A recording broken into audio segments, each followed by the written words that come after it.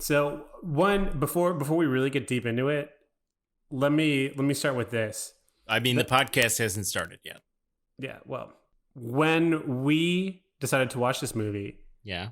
I wanted to know whether this was a movie that was misunderstood and underappreciated in its time. Was it? No. I would say no as well. Yeah. There are things that are underrated and there are things that are overrated, and this is a movie that is rated. It is neither over or under. It is evaluated as exactly where it's supposed to be. Except for Billy Zane. Billy Zane is greatest. Underappreciated in his time, Billy Zane. Underrated. Welcome to Subject To Blackout. My name is Timo. With me, as always, is Mike from the Name Taken podcast. Mike, we just watched 1996, The Phantom. Yes, we did. And as you succinctly put it in the run-up there, yeah, this movie is rated. It was a kind of financial flop, box office flop when it came out. And I can see it. I can see why it was. This movie is perfectly acceptable. And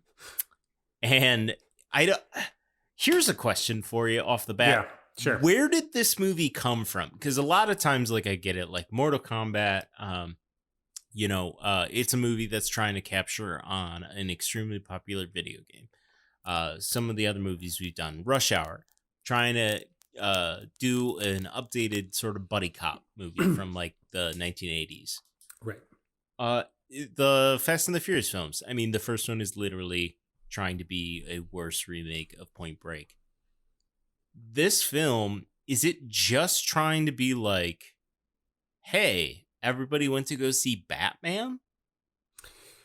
Yeah, I mean, so the Phantom was a character in a serialized comic from the 1930s. So it emerges from the same era as Batman. Like before superheroes had superpowers, when they were just super rich and like did crime fighting as a hobby. And it is pre-Batman. Yeah.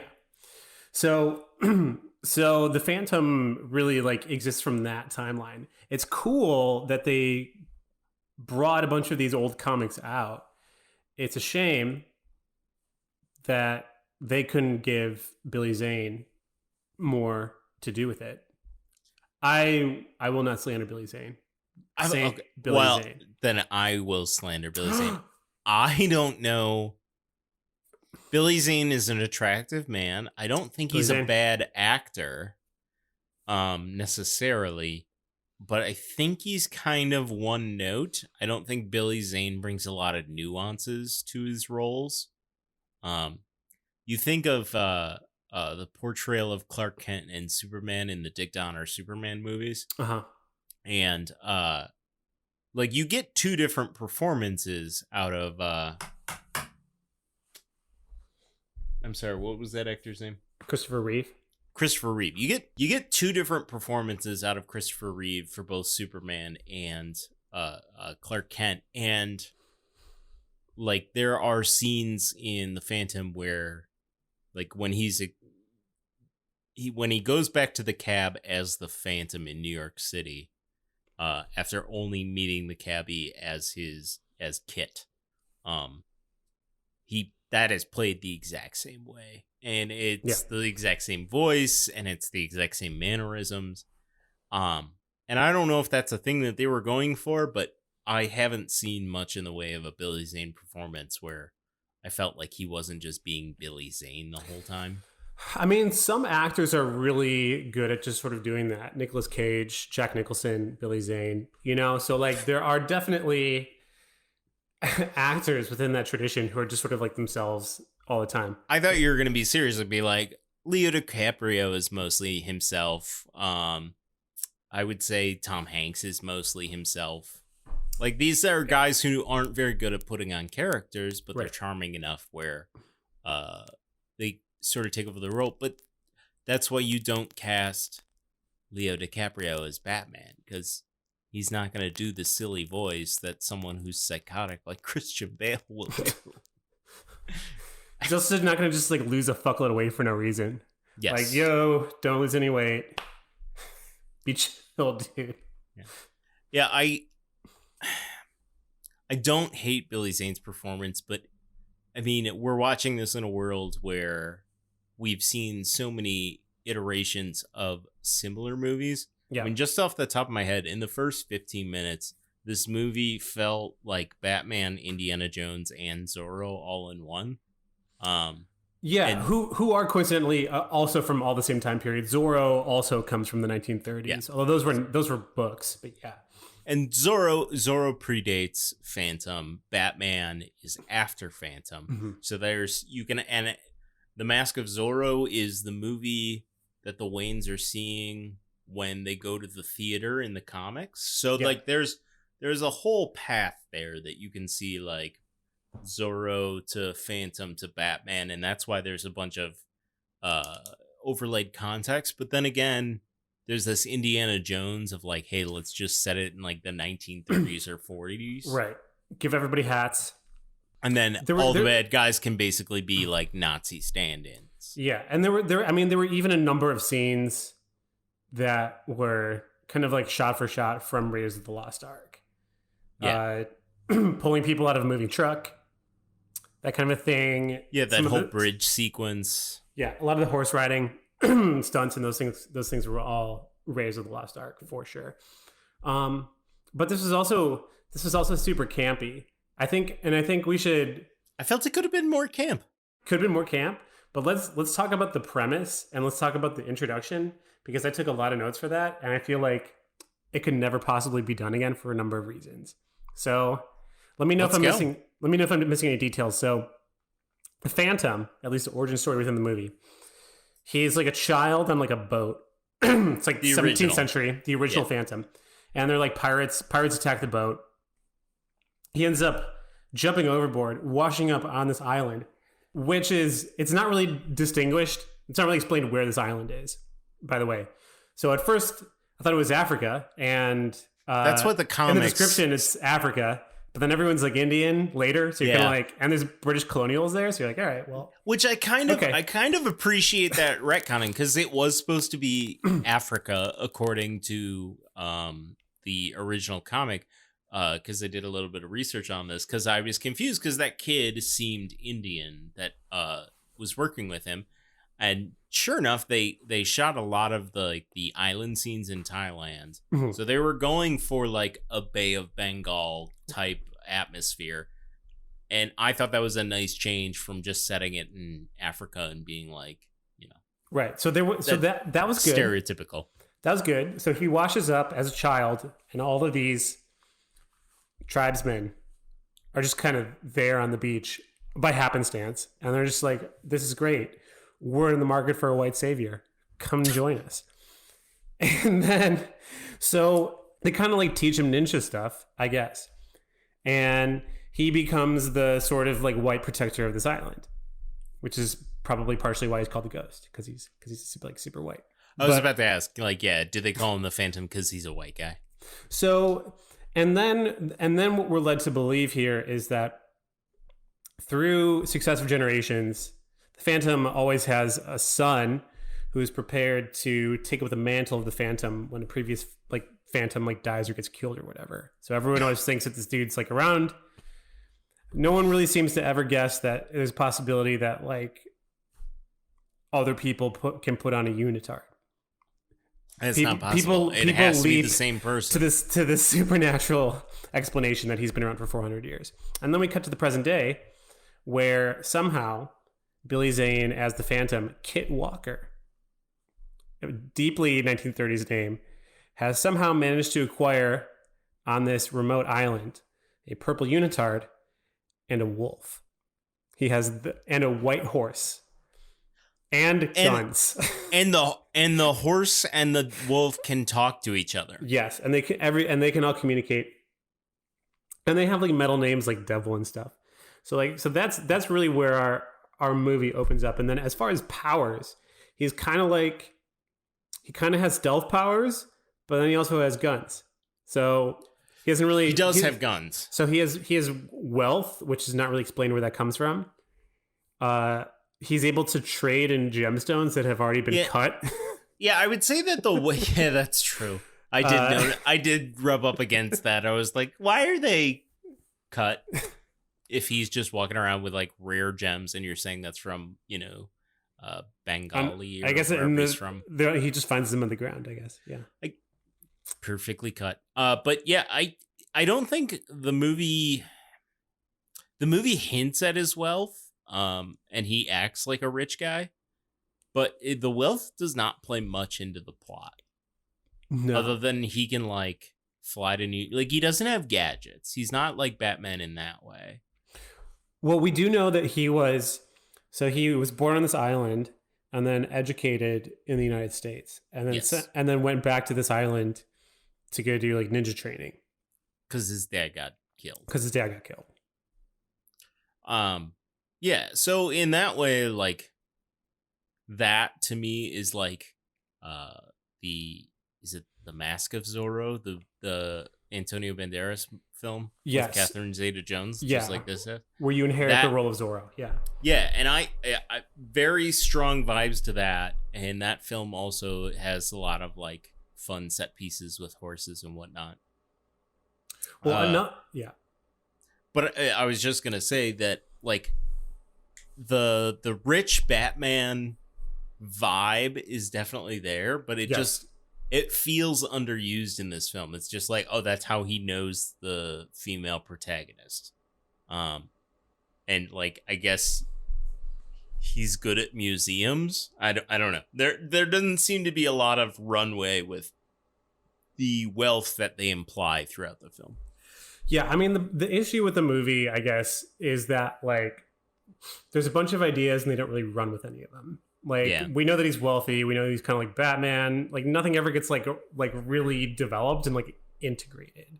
So you have like a lot of these like cool scenes and cool ideas, and they don't really become. They're not like synthesized into anything, which is kind of a shame because Billy Zane. But when the key motivator, like the MacGuffin in this movie, are these skulls, and apparently crystal skulls almost. Yes, almost. George Lucas was watching this like, you know what? I can fuck this up even more. He should hide in a refrigerator.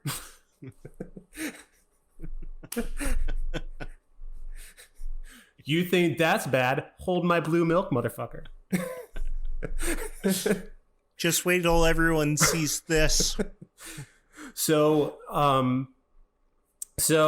there are these skulls also kind of like from the island. And, like as people do, they create a thing that like can, cause untold destruction. Just like in Fast and Furious. Hey, let's make a doomsday device. Yeah. We got funding. Why? Reasons. So there's a doomsday device, and it's from like slamming together these three skulls, and they're like metal skulls, and they're like scattered across the world. Yeah. They're fucking metal. Super metal. Scattered across the world, and all one has to do in order to, harness the power of these three skulls is to find them and put them together. So whoever decided to scatter them could have tried harder, because it takes about 40 minutes for the main villain to get all three skulls, and he really only had to travel like one place. And the main villain, whose name, by the way, is Xander Drax. Xander Drax of the starts with an X and ends with an X, as he says in the film. A classic waspy name, the Draxes. The skulls. Yeah. So yeah, he basically sends his one henchman out, Quill, to go get a skull. He immediately succeeds. Yeah. And that's what alerts the Phantom to the presence of the skulls. Then he is given the skull in New York City, and he's like, this is your first of three skulls. It's pretty much useless without the other two. And Xander is like, I already know where one is. Well, then why didn't you get the one? First? Yeah, it was under your nose, and you would have already had two by the time you alerted the Phantom to the presence or to the So the just fact that you were acquiring it, stupid as fuck.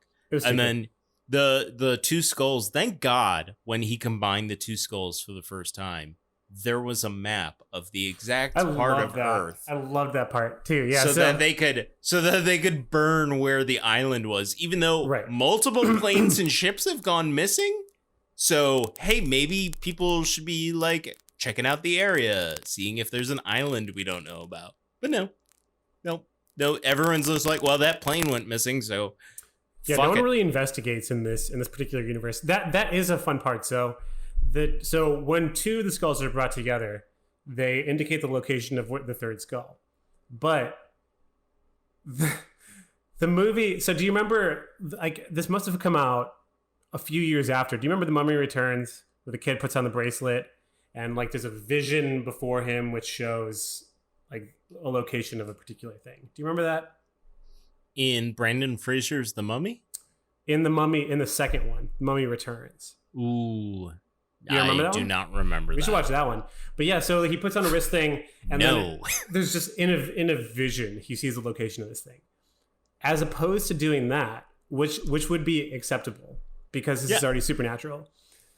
There happens to be a map in the room, which he has combined these skulls in, and they laser point to a spot on the map. So like, what if he hadn't had a map? Would it just like if they had just projected like two parts of a map and the one part that overlaid on top of each other was where it was? Yeah, like boom, that's done. cool. Easy. Yeah, but instead it shoots a laser beam at a map that is conveniently like, can the skulls see it? And they go, oh, we don't have to like write this on the wall. We can just point. Like, it makes no sense. It makes zero fucking sense. I thought that was really dumb. And speaking of the bad guy in that scene, I believe just before that, he's having like a henchman meeting in his New York tower, where he claims God is dead. And I thought that was so both of us remember seeing this movie in 1996 and being excited about it. I remember leaving the theater and thinking like, that was dumb. And I kind of stand by 9-year-old me's opinion on this film. Is it's not really great. It's fine. It's not really great. But yeah, I thought it was pretty bold for the main villain of a 1996 PG film to claim that God was dead. And then when someone who claims to have been raised Catholic, despite being a criminal, like tries to leave, like he just murders him. With a spear. Yeah, just like javelins him like it's fucking the Tokyo Olympics. Yeah, so, I mean, there's some things that like you could get away with in 1996 that you still can't get away with in the year of our Lord 2021. But other than that, the main bad guy is fairly tame, I would say. He doesn't get to comic book level of villain. He's like mobster level villain. Yeah. Although the villain's superpower is also rich. So everybody's superpower is being rich. It's just being rich. Even the female protagonist, rich. Pretty much everybody's rich. Yeah, everybody's really rich in this. Yeah. One of the other issues that I had with the movie that I butted up against was the fact that there was some supernatural stuff. Yep. That just kind of was thrown into an otherwise grounded film. Like Billy Zane's dead father's ghost. Yeah, so routinely appears. Let's talk about that. So unclear whether this is a superpower. Again, his powers: ninja stealth, being a white dude on an island with a variety of different minorities who aid him in his management of the island, and possible guns also superpower. And then unclear whether this is a superpower or if he's just like a weirdo who's just like spent too much time in isolation. At multiple points in the movie, he'll have like a conversation with his dead father, and there will be some other character on site to be like, you're just talking to yourself. And he's like, yes, I am. Totally. Like, if it's a superpower, just tell people it's a superpower. Are you talking to yourself? Like, I'm left unclear whether he's just sort of like kind of a weird dude. I'm 100% with you because his partner, Garan, who is basically the Robin of this movie. Yes. Which is fucking weird because it's super weird and gross that they're like riding a horse together and Garan is like way the fuck younger than Billy Zane. And actually, I again looked up all of the side characters. The kid who played Garan is now a Catholic priest. Fair enough. Went to Loyola in Chicago. Dude, we should track him down. Sure. And he was in a couple other movies. He was allegedly in Minority Report. He was in a bunch of TV shows, including Seinfeld, Will and Grace, Dharma and Greg, ER. Yeah, like this guy's crushing it. Yeah. I looked all this shit up because he looked vaguely familiar. Let's track him down. And also went to Indiana University like I did. Yeah, let's track that dude down. So, did you track him down? Oh, okay. No. Here he is. I learned all this information 38 minutes ago. So, no, I did not track him down. But, so I say all of that to emphasize that, like, pedophilia is not a thing that didn't cross my mind during this film, which is something that I don't want to cross my mind during a film. And then I learned that the character he's playing is supposed to be 10 years older than Kit Walker, but they just age reversed it, so he's 10 years younger? I see. And I was like, that's a choice. That's a weird choice. And I think it's a choice based on Robin and Batman's relationship. Or Short Round. He was kind of short roundy. Yeah. But so was the kid who they like tied up and made him drive across the bridge. Yeah. There were a lot of minority children who were just sort of like servants of the Phantom. Yeah, or the bad guys, as the case may be. Yeah, and let's talk about like the climax of the movie. They end up in this island. There's a bunch of Asian stereotypes there. So we've rounded out a number of different stereotypes. And then at this point in the movie, this was bullshit. This I thought was fucking bullshit.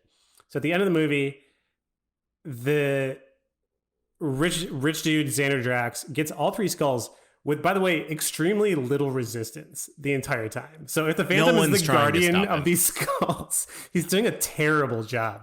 He found out about the skulls like 20 minutes before the movie, like, yeah, he's like, oh, or like crap. 20 minutes into the movie, he's like, oh, I guess there's these skulls and they're the most important thing. And his dad, Ghost Dad, is like, don't worry about it. We all fuck up. And he's like, well, you know, I fucked up, but it was these guys. And he's like, it was those guys. You're dead. Yeah. But, anywho. So anyway, so little resistance, gets all three skulls. Doesn't really have a plan. Doesn't really have a plan. It's like, okay, well, I guess they have like really cool superpowers now. I don't know.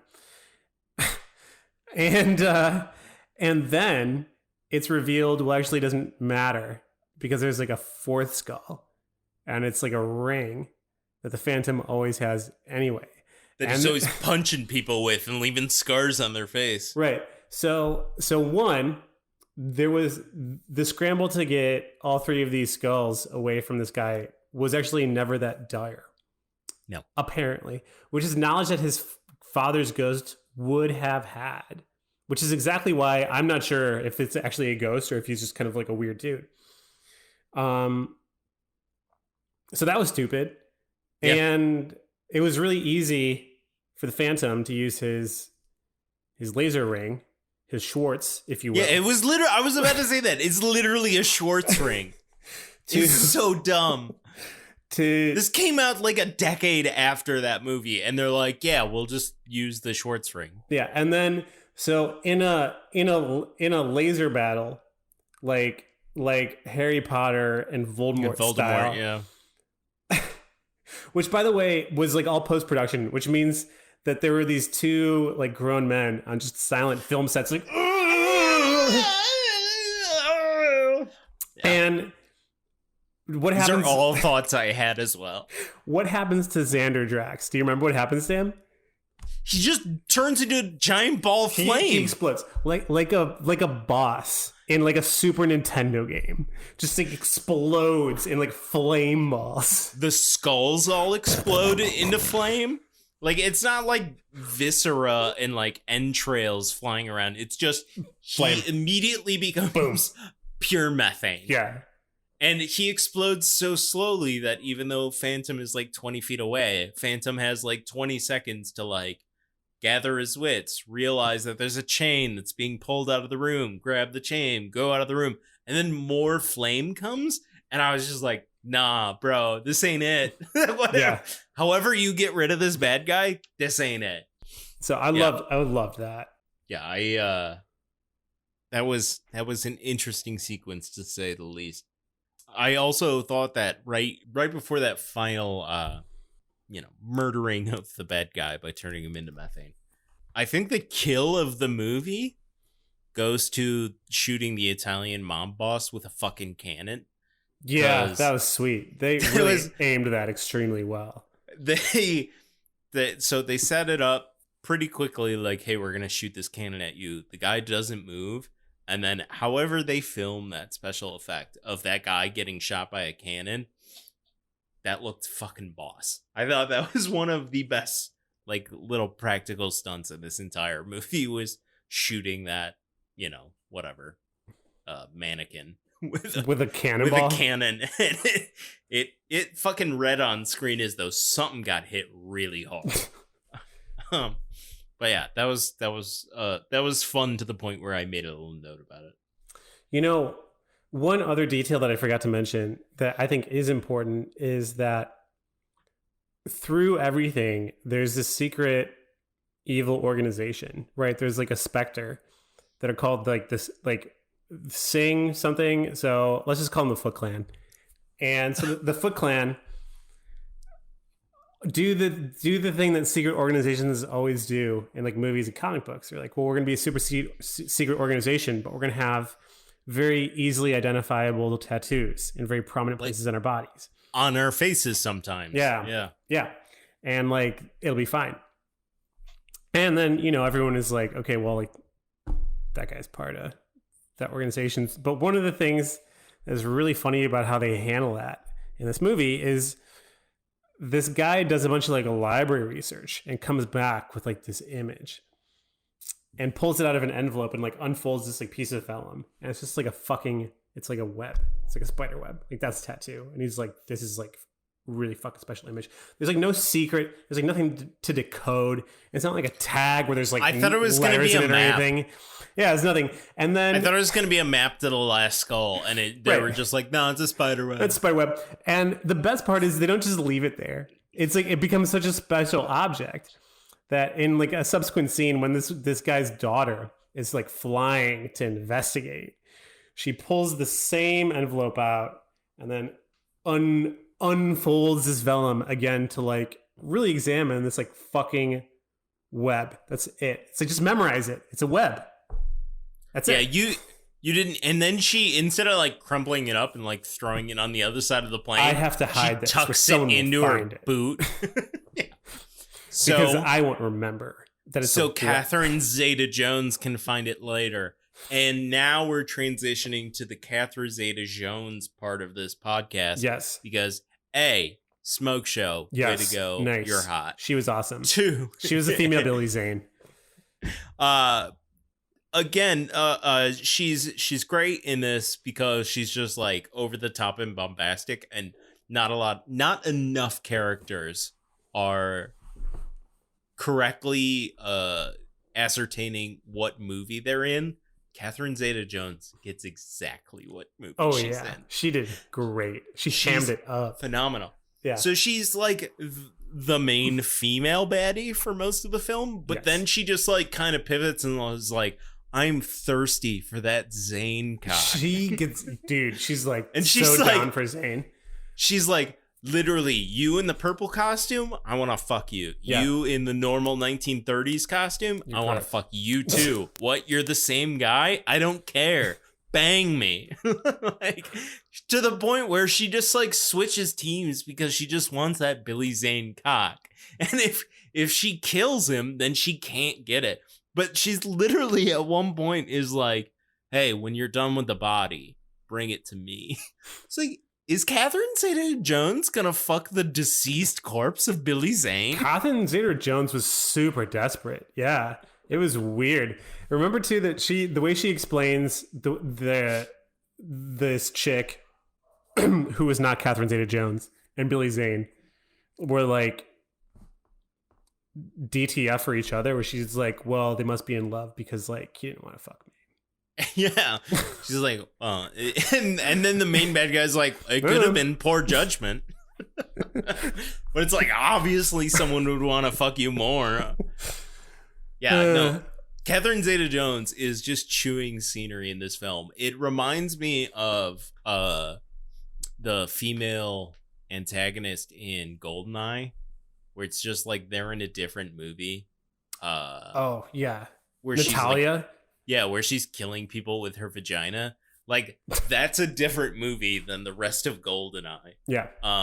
And Catherine Zeta-Jones just totally realizes, like, this is campy, absurd bullshit. Like, just take it to 10. And I really enjoyed her performance. And I didn't remember it at all as a kid. And, like, for good reason. Like, that just wasn't on my radar. But it, like, her wanting to fuck the corpse like made her immediately my favorite character. I was like, you're hilarious. She was really funny.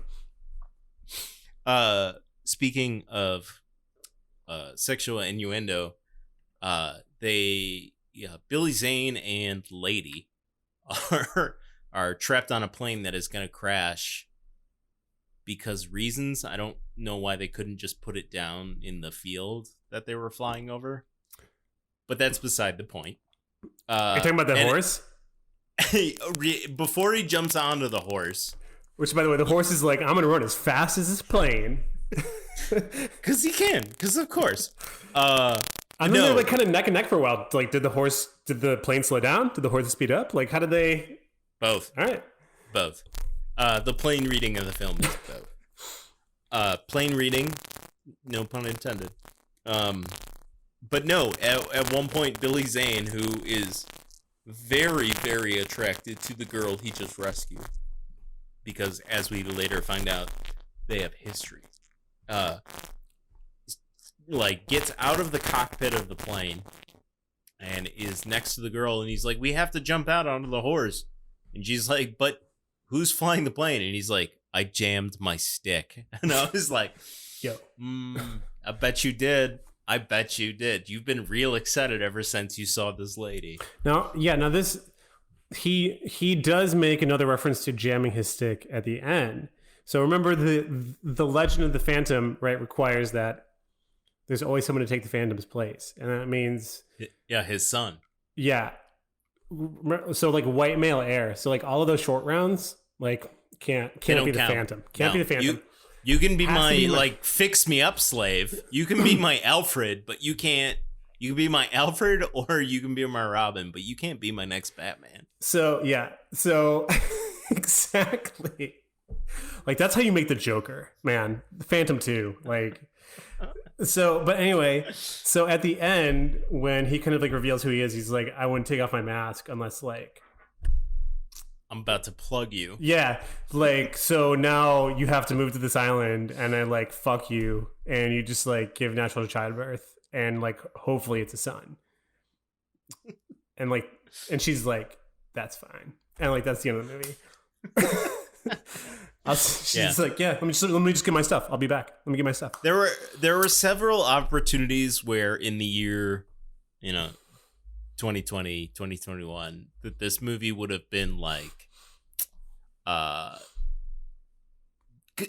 this movie would have had the female protagonist save herself, because they make her a strong female lead in a couple of scenes. Yes, where she's like, basically like gets herself out of trouble on the airplane. She kind of Princess Leia's it. Yeah, yeah. And there's a couple situations where she's kind of a little bit of a badass. and a more modern movie would lean into that, but like this movie just like makes her less and less badass as the movie goes on, to the point where he's like, well, you gotta fuck me now. Whereas it would have been really just kind of funny if she'd been like, no, I have shit to go back. Like, I have a life. Like, you can come follow me, but no, we're not staying here. Like, but yeah, no, this movie is not about upsetting the establishment. It's just about like finding tropes and trying to trick the Batman Returns audience into going to see Billy Zane as a superhero. Yes. While he runs like a Tyrannosaurus Rex, because he never puts his arms all the way down. And it really bothered me. I don't know if you noticed it, but I hated it. It's just the purple unitard with the hood, just like isn't. How did they have imposing. How did they extremely dainty? He looks like he's in great shape. He's in great shape, and that's fair enough. But yeah. How did they have the technology to sublimate like a skull design onto his a unitard? Yeah, like the Punisher, like a much lame purple version of the Punisher. 1938, like that's like stuff that like unless you spend a lot of money, you can't get like a sublimated pattern like that to look good. I mean, today. I don't even think spandex existed then. Was there even spandex? No, I'm sure that was like a 1960s. And he's on an creation. island. Yeah. No, like he like digs a hole and like bullshit. Takes a dump in it. He's like, there's no technology on this island. He's at the end of the movie. He says the line, and I quote, "I was born in this cave." Yeah, like, this is not a dude who's lived a very prestigious elite life. He got educated in America, but that was the oddball part of his life. The rest of his life has been, like you said, shitting in a hole and like hunting for crabs in a cave. Like, yeah. Well, just wearing this unitard, like he's walking around like fucking Freddie Mercury on this island. Maybe he doesn't have to do that stuff because his short rounds will just fix everything for him. It's possible, yeah. All right, well, Mike, that's a good place to stop for now. Let's take a quick little break, and we'll be right back with more. Next week on Subject to Blackout, I am coming to you live from a currently soggy but mostly steamy Orlando, Florida. While currently on vacation, we're taking a break this next week, but we'll be back with more movies, television, and pop culture reviews just as soon as I get back from vacation. While there's been a bit of a delay in this week's pod, that's because I'm on vacation and the internet at my hotel is suboptimal. However, we press on. I am editing this pod today, hopefully posting it same day, and that should tide you over with the delayed release until next week's pod. Once again, we'll be back in August with some more brand new content, but until then, stay tuned for more Subject to Blackout. We are back. Mike, I just wanted to wrap up a couple more things about our viewing of The Phantom. One of the scenes that as soon as it started, I immediately remembered from a kid and being horrified and hating that scene was the librarian espionage scene where he is asked to look into a microscope because apparently this very bold librarian has been giving up the terrible secrets of our evil bad guy Xander, that he's been looking up certain books, like librarians do, tell tales on people for what they read, and then he gets like knives to his eyes by looking into this microscope. I completely forgot about that scene. And then as soon as it happened, I was like, oh my God. What a stupid scene. But yeah. So dumb. Just absolutely dumb. What a weird thing to have with a microscope. Correct. And it stabs you in the eyes.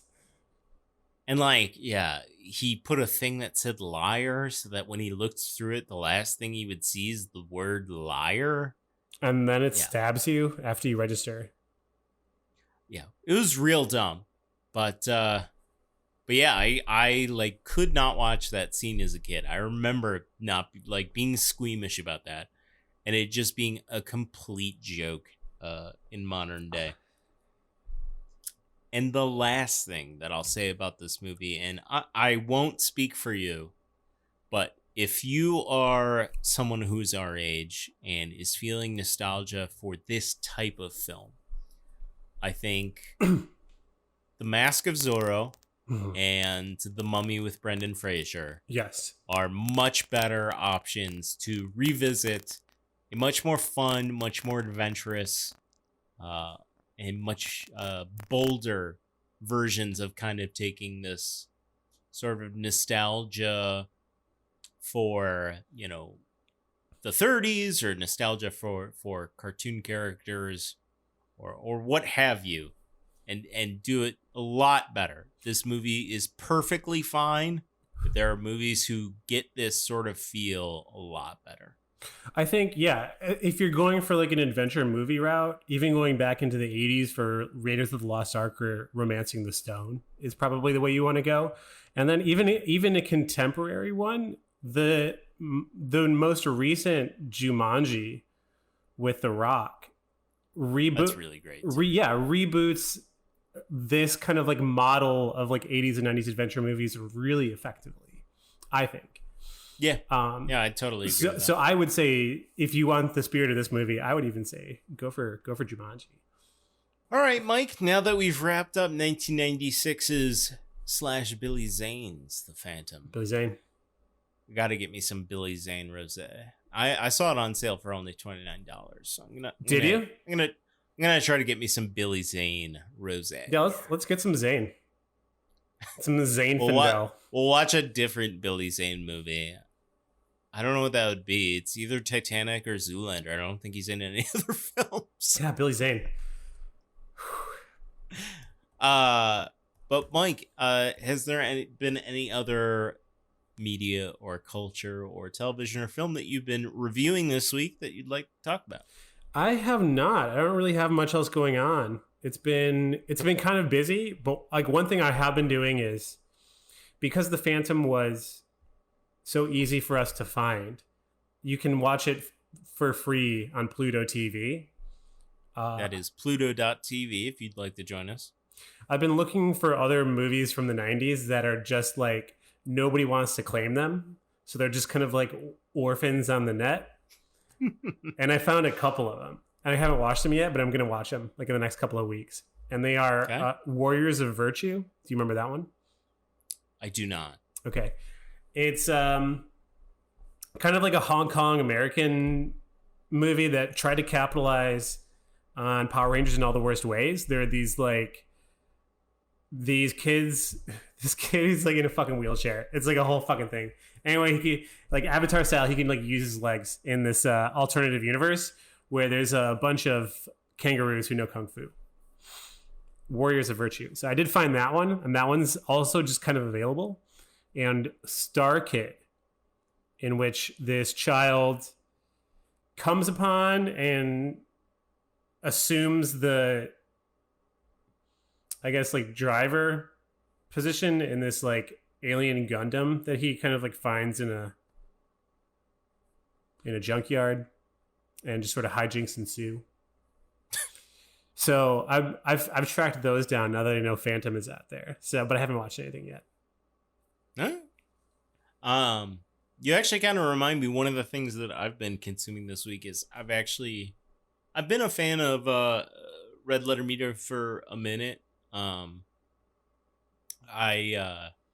mostly just watch their semi-serious and serious reviews, which would be Half in the Bag, which is where they sort of talk about something that just came out, and their review, which they talk about older films. And after our podcast of the Predator, I should say, I watched their review of that just to kind of refresh my memory on what they had to say, and I think a lot of what they do is very funny and very entertaining. But what I have actually gotten into recently, that I've never really watched before, is their Wheel of the Worst movies, where they just Mhm. or Best of the Worst movies, where they'll watch several just terrible films. And I've had a very, very fun time, like making dinner and just Sure. like listening to them ingest just toxic sludge films. Sure.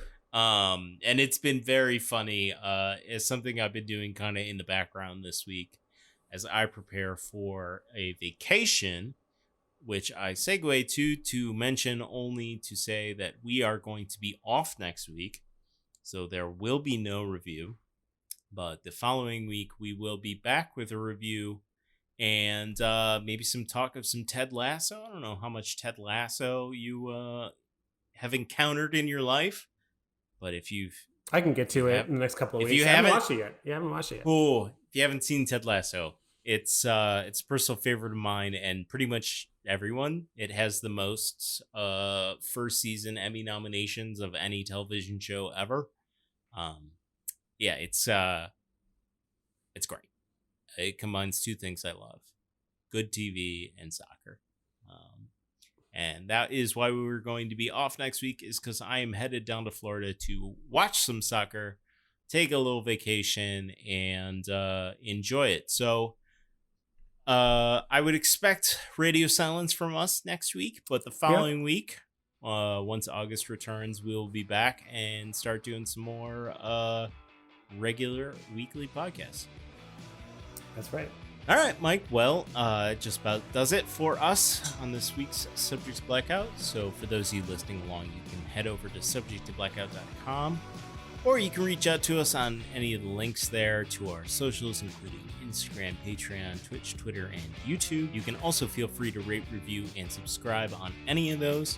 And lastly, you can always find Mike and Instagram and Twitter at Name Taken Podcast. Mike, I want to thank you for joining me. Cheers, Sam.